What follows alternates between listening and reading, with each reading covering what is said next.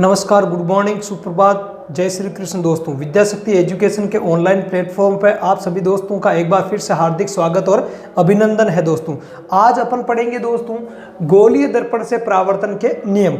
इससे पहले हमने जो दर्पण के जो परावर्तन के जो नियम है, चाहे सतह समतल हो, चाहे खुरदरी हो, ठीक है, चाहे गोलीय हो, ठीक है, कैसे भी सतह हो, उससे परावर्तन के सामान्य दो नियम है वो हमने पढ़े हैं। ठीक है, उसके लिए अलग से वीडियो अपलोड कर रखा है। ठीक है, यदि आपने वो वीडियो नहीं देखा है, ठीक है, तो प्लेलिस्ट में जाके वो वीडियो देख लें। और चैनल पर अभी आप नए हो तो चैनल को सब्सक्राइब करें, लाइक करें और अपने दोस्तों में जरूर शेयर करें। ठीक है, तो अपन बिना टाइम खराब किए अपन सीधे अपने पॉइंट पे आते हैं। ठीक है, और अपना पॉइंट है आज का गोलीय दर्पण से परावर्तन के नियम। तो गोलीय दर्पण से परावर्तन के नियम क्या होता है और इन नियमों को अपन क्यों पढ़ रहे हैं, तो ध्यान रखना। गोलीय दर्पण से प्रतिबिंब निर्माण, गोलीय दर्पण से प्रतिबिंब निर्माण, प्रतिबिंब निर्माण को समझने के लिए अपने को कुछ गोलीय दर्पण से परावर्तन के नियमों का ज्ञान होना चाहिए। ठीक है, गोलीय दर्पण से परावर्तन के नियमों का ज्ञान होना चाहिए। ठीक है, तो चार प्रमुख नियमों की अपन यहां पर बात करेंगे, है ना। परावर्तन के नियम, परावर्तन के नियम किसके? गोलीय दर्पण से। तो गोलीय दर्पण से परावर्तन के अपने को चार नियम यहां पे पढ़ना है। चार में से कोई दो, चार में से कोई दो नियम, चार में से किन्हीं दो नियमों का उपयोग करते हुए अपन क्या सीखेंगे? प्रतिबिंब निर्माण सीखेंगे, जो कि अगले वीडियो में अपन पढ़ेंगे। प्रतिबिंब निर्माण अपन सीखेंगे। ठीक है, तो प्रतिबिंब निर्माण को सीखने के लिए अपने को गोलीय दर्पण से परावर्तन के नियम क्या होते हैं ये आने बेहद जरूरी है। ठीक है, यदि जब तक गोलीय दर्पण से परावर्तन के नियम अपने को नहीं आएंगे, अपन गोलीय दर्पण से प्रतिबिंबों का निर्माण कैसे होता है, उनकी विशेषताएं कैसी होती है, प्रतिबिंब छोटा होगा, बड़ा होगा, वास्तविक होगा, उल्टा होगा, कहां पर बनेगा, ये सारी चीजें अपन याद नहीं कर पाएंगे। ठीक है, नहीं रट पाएंगे, क्योंकि जब तक नियम याद नहीं रहेंगे तब तक वो आपको लंबे समय तक चीजें याद नहीं रहेगी। तो गोलीय दर्पण से परावर्तन के नियम कितने पढ़ेंगे अपन? चार। इनमें से कम किन्हीं दो नियमों का उपयोग करते हुए अपने को प्रतिबिंब निर्माण करना सीखना है। ठीक है, तो ये चार नियम कौन कौन से हैं इनको अपन देख लेते हैं। ठीक है, नियम अपन यहां देखेंगे। ठीक है, अवतल दर्पण के लिए और उत्तल दर्पण के लिए। ठीक है, और इधर देखेंगे अपन दूसरा नियम। ठीक है, तो पहला नियम क्या है? पहला नियम है कि गोलीय दर्पण के मुख्य अक्ष के समांतर आपतित प्रकाश की किरणें परावर्तन के पश्चात फोकस बिंदु से गुजर जाती है या फोकस बिंदु से आती हुई प्रतीत होती है। ठीक है, तो इसको समझने के लिए पहले अपने को अवतल और उत्तल दर्पण बनाने पड़ेंगे। ठीक है, तो अवतल दर्पण में बना देता हूं यहां पर। तो अवतल और उत्तल दो दर्पण मैंने बना दिए। पहला नियम क्या कहता है? पहला नियम यह कहता है कि मुख्य अक्ष के, किसके? मुख्य अक्ष के समांतर, मुख्य अक्ष के समांतर आपतित प्रकाश किरण, समांतर आपतित प्रकाश किरण परावर्तन के पश्चात, परावर्तन के पश्चात मुख्य फोकस से गुजर जाएगी। कहां से गुजर जाएगी? मुख्य फोकस से गुजर जाएगी, मुख्य फोकस से गुजर जाएगी। किसमें? अवतल दर्पण में। किसमें? अवतल दर्पण में। तो मान लिया कि ये प्रकाश की किरणें कोई ये मुख्य अक्ष के समांतर आपतित हो रही है, तो परावर्तन के पश्चात ये मुख्य फोकस से गुजर जाएगी। ठीक है, कहां से गुजर जाएगी?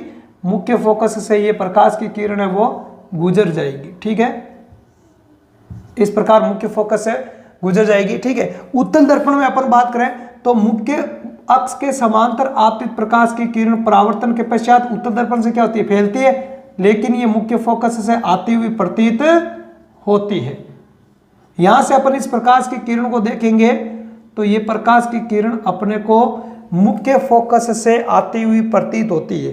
तो उत्तल दर्पण के मुख्य अक्ष के समांतर आपतित प्रकाश की किरण जो है वो उत्तल दर्पण से परावर्तन के पश्चात मुख्य फोकस से आती हुई प्रतीत होती है।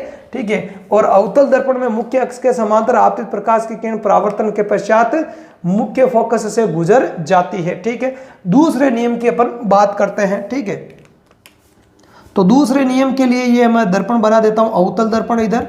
ठीक है, अवतल दर्पण हो गया। अवतल दर्पण के परावर्तक पृष्ठ का जो व्यास होता है उसको अपन क्या कहते हैं? द्वारक कहते हैं, mn। ठीक है। और इसका जो मध्य बिंदु होता है उसको अपन बोलते हैं ध्रुव, है ना। जिस गोले का कटा हुआ भाग इसको माना जाता है उस गोले का जो केंद्र बिंदु है वो क्या कहलाएगा, वक्रता केंद्र कहलाएगा।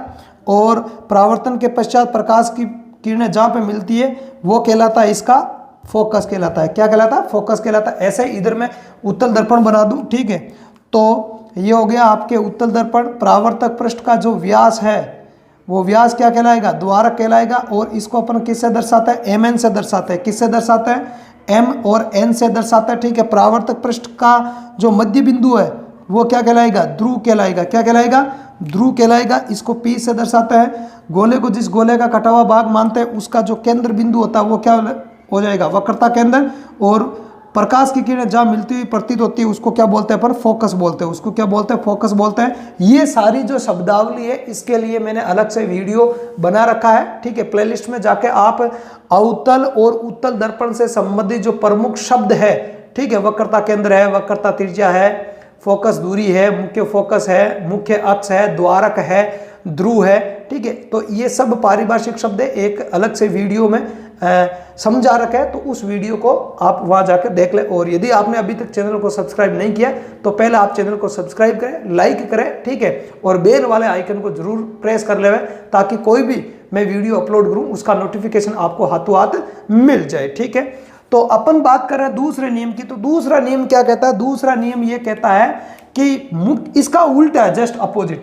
पहले नियम का जस्ट उल्टा। पहला नियम क्या, पहला नियम है कि मुख्य अक्ष के समांतर आपतित प्रकाश की किरणें परावर्तन के पश्चात मुख्य फोकस से गुजर जाएगी या मुख्य फोकस से आती हुई प्रतीत होती है। दूसरा जस्ट इसका उल्टा हो जाएगा। दूसरा उल्टा कैसे हो जाएगा, यहां पे मुख्य फोकस से आपतित प्रकाश किरण, मुख्य फोकस से आपतित प्रकाश किरण, आपतित प्रकाश किरण परावर्तन के पश्चात, परावर्तन के पश्चात मुख्य अक्ष के क्या हो जाएगी, समांतर हो जाएगी। मुख्य अक्ष के कैसे गुजर जाएगी, समांतर गुजर जाएगी, ठीक है। तो यहाँ पे एक प्रकाश किरण लेता है, ठीक है। तो ये प्रकाश की किरण है, जो फोकस प्रकाश की किरण है ये, तो परावर्तन के पश्चात अवतल दर्पण के मुख्य अक्ष के समांतर निकल जाएगी।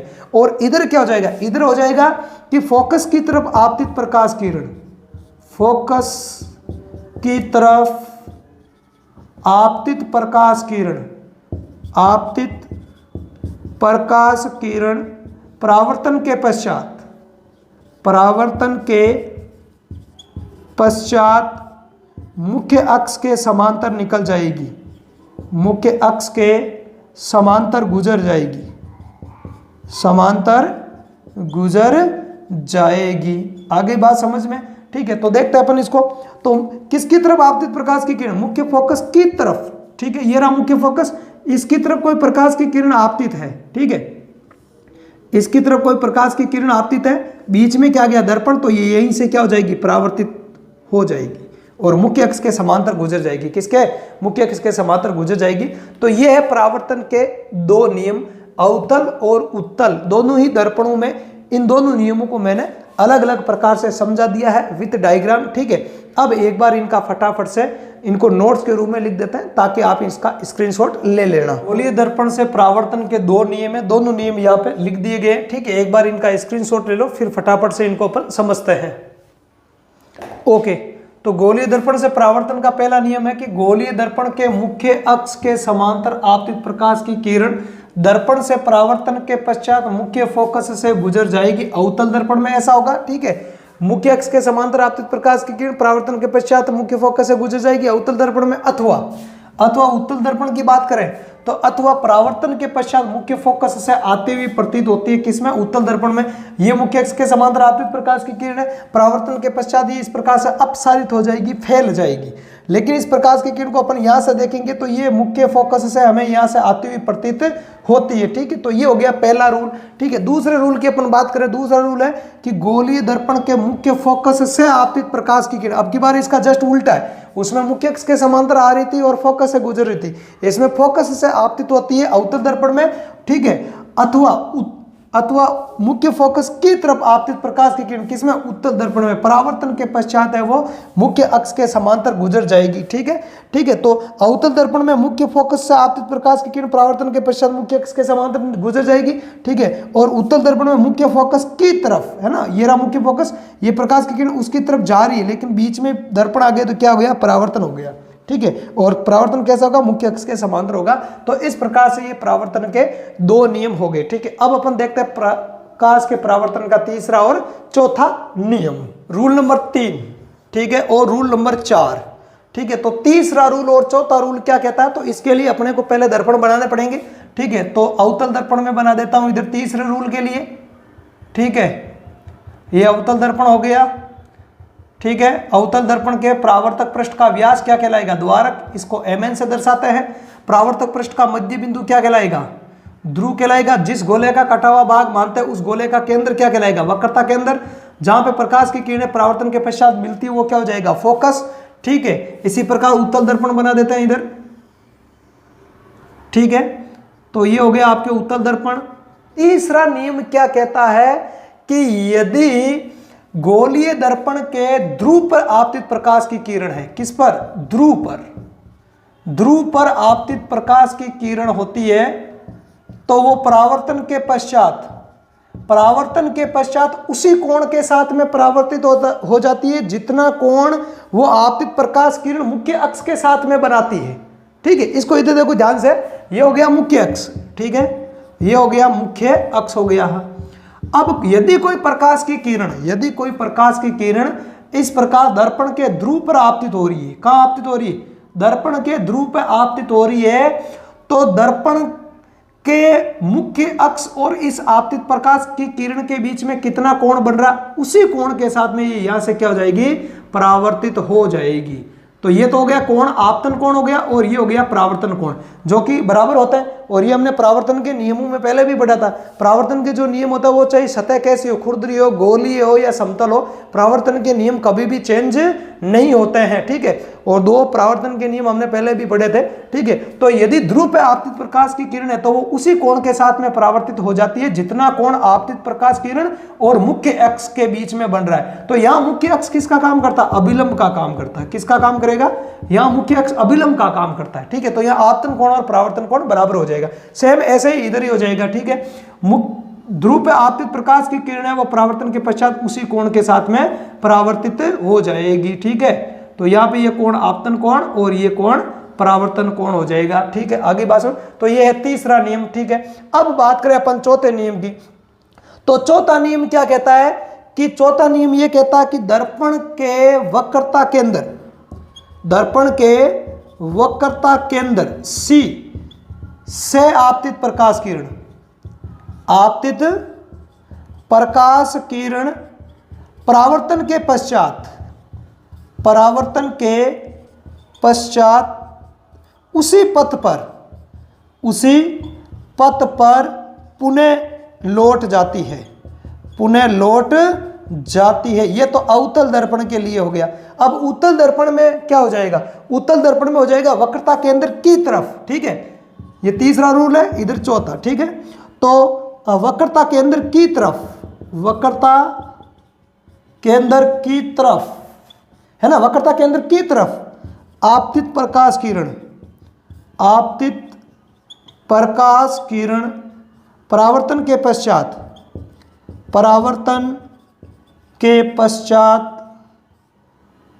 पश्चात उसी पथ पर पुनः लौट जाएगी। सेम ही नियम है। ठीक है, लौट जाएगी, बस एक जगह चेंजिंग करना है शब्दावली में, है ना, की तरफ, वक्रता केंद्र की तरफ, क्योंकि वास्तव में उसकी तरफ जाती नहीं, क्योंकि बीच में ही दर्पण आ जाता है। कैसे, इसको समझो ऐसे, जैसे ये वक्रता केंद्र है, अब इस वक्रता केंद्र से कोई प्रकाश की किरण इस प्रकार से दर्पण पर आपतित हो रही है।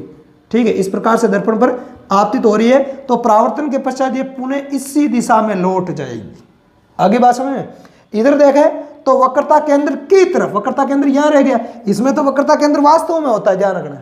कल के वीडियो में बताया था, फोकस दूरी है, फोकस है, वक्रता त्रिज्या है, वक्रता केंद्र है, ये अवतल दर्पण में सब क्या होता है, वास्तविक होता है। ठीक है, ध्यान रखना, अवतल दर्पण में वक्रता केंद्र सी बोलते हैं जिसको फोकस या मुख्य फोकस, एफ वक्रता